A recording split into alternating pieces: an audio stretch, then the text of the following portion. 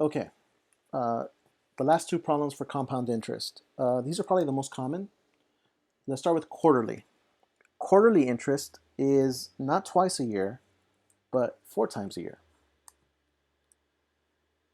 So you're going to get the interest 4 times instead of twice a year or once a year. Now, what that means is if you're doing this for 50 years, you're going to get that interest growth 50 times 4, which is 200 times. Okay. Now, an IRA is a retirement account. So let's say you're 20, you're going to retire at 70 because God knows when you'll get Social Security at this point. But if you put away $2,000 when you're 20, and then when you retire, you get that money back, let's see what you would get with that, okay? Now, remember the first thing you got to do is take the interest rate, the 16, and we're going to split it up 4 times because you're not going to get 16 every time.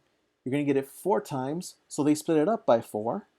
So you're going to get 4% every quarter.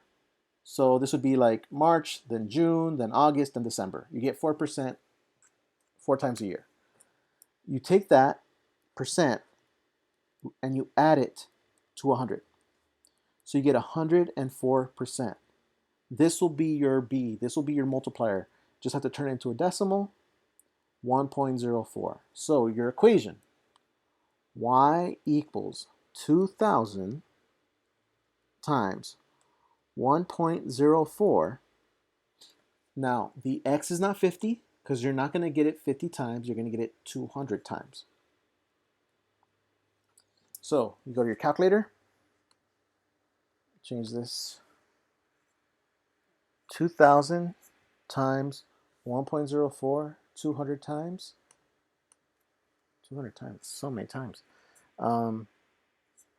Yeah, so you get, let me write these numbers down so I can read it correctly to you. 58 cents. Okay. So when I wrote it down, in 50 years, that 2,000 could become $5,101,499.58. So see, that's a long time though, 50 years. But that's kind of the idea behind retirement, guys. When you guys get in your 20s, you probably should put something aside, even if it's just a small amount, because if you let that grow, it'll grow quite a decent amount if you start early. If you start early. Okay, last one. Now this is the most common one. Interest rate on credit cards. Okay, so let's just say you have 18% interest, but it's compounded monthly. Now, monthly means 12 times a year. So you're going to take that 2 years and you're going to get interest on it 12 times every year. That's 24 times you get compound interest. Now, your interest rate is 18%. So you're always going to see this number on a credit card, but they have to split it up. They have to split it up between the 12. So you take 18 divided by 12, and you get 1.5% every month. Now, remember, 100% plus your 1.5%, you get 101.5%. Now, even if there's a decimal already in here, you still have to move it twice. So, 1.015. So let's take our equation.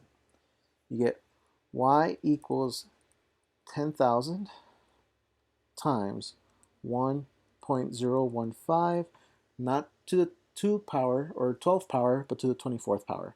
Now, what this would mean is you owe 10,000 on a credit card. There's 18% interest, but you haven't paid in 2 years. So they're charging you interest for those 2 years. So let me put this in the calculator to see how much you would owe the credit card company. So 10,000, 1.015 to the 24th power. Okay, so if you left that credit card or you ignored that credit card for 2 years and you just let the interest grow on that credit card, you would owe that credit card company another $4,259. So you went from owing them $10,000 to now owing them $14,259. And that's what they do to earn money. Credit card companies earn money off the compound interest they charge you on how much you owe them. So guys, be careful with compound interest. Look if it's monthly, if it's quarterly, or if it's semi-annually. Okay, take a look at the different kinds of compound interest whenever you're choosing how to do the problem.